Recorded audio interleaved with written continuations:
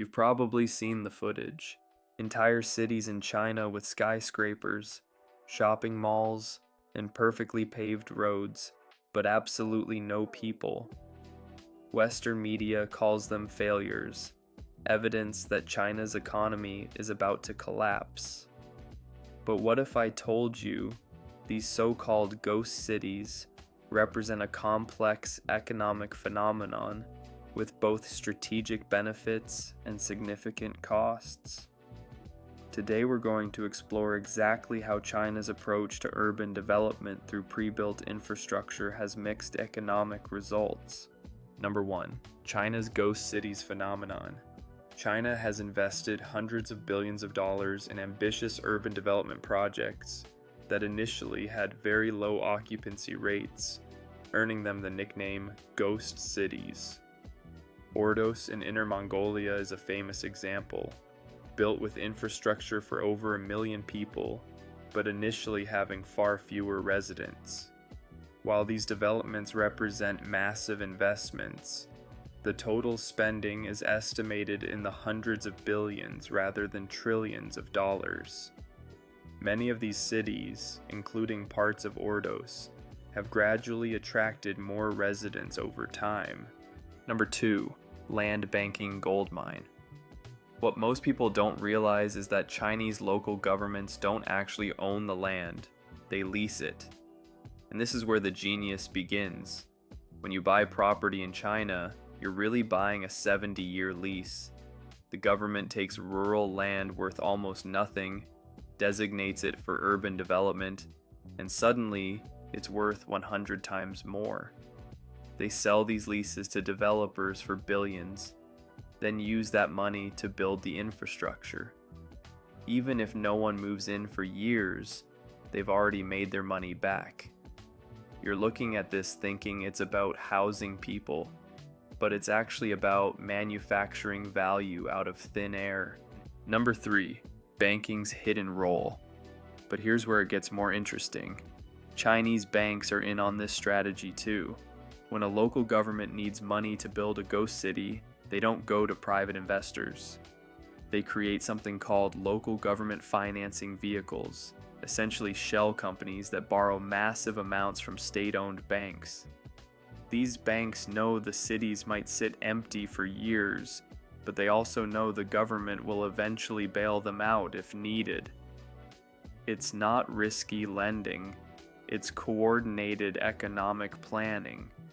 While you worry about getting approved for a mortgage, entire cities get funded through a system where the risk has been completely eliminated. Number 4, the infrastructure reality. Once China builds roads, sewers, electrical grids, and transportation networks for these developments, it creates the foundation for potential future growth. However, infrastructure alone doesn't guarantee success. Many Chinese cities with complete infrastructure remain underutilized because factors like economic demand, strategic location, governance, and market conditions are equally crucial for attracting manufacturers and residents. Number 5, local government survival. And that's only part of the story. Chinese local governments live or die by their economic growth numbers. If your region doesn't show consistent GDP growth, your political career is over. Building a ghost city instantly boosts your GDP. All that construction, all those materials, all those workers getting paid. It doesn't matter if anyone lives there yet. The economic activity from building it counts toward growth targets. So while Western politicians worry about getting re-elected every few years, Chinese officials use ghost cities as guaranteed GDP boosters. Your local politician promises to fix potholes. Theirs promise to build entire cities. Number 6, China's urbanization journey. China has been steadily urbanizing over decades, with its urbanization rate reaching approximately 65% by 2022. While the country did pursue ambitious urbanization goals in previous decades, moving hundreds of millions from rural to urban areas, current migration patterns are more market-driven and gradual. The ghost cities phenomenon was largely related to speculative development and overbuilding rather than systematic population relocation programs. Number 7. Property investment machine. But wait, there's more.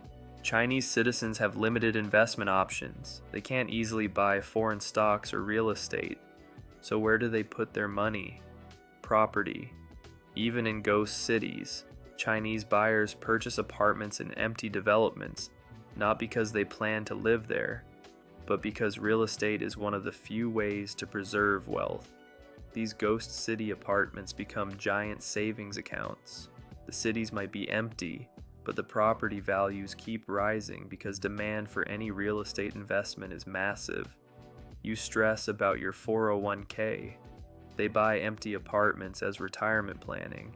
Number 8. The waiting game. This is where everything changes. Time is on China's side in a way most Western economies can't match. While democratic governments change every few years and policies shift, China can plan decades ahead. They're not worried about quarterly earnings or election cycles. Ordos, once labeled a ghost city in the 2010s, now demonstrates this long-term approach. What seemed like empty development has gradually filled with residents and businesses, showing how China's patient capital deployment can eventually bear fruit. Number 9. The real winners. So who actually profits from these ghost cities? The system benefits several key players, though not without risks. Local governments achieve GDP growth targets and secure political promotions. Construction companies receive massive state-backed contracts. Banks participate through government-guaranteed lending, though they face mounting bad debt risks. Property speculators, however, often face losses as many ghost city properties fail to appreciate or even lose value due to oversupply and lack of genuine demand. Workers benefit from employment, but the sustainability of this model remains questionable. The next time you see headlines about China's ghost cities, remember, they're not building for today, they're building for tomorrow. While other countries debate infrastructure spending and worry about immediate returns, China is creating the foundation for the next phase of their economic dominance. Those empty cities aren't mistakes. They're chess moves in a game most of us didn't even know was being played.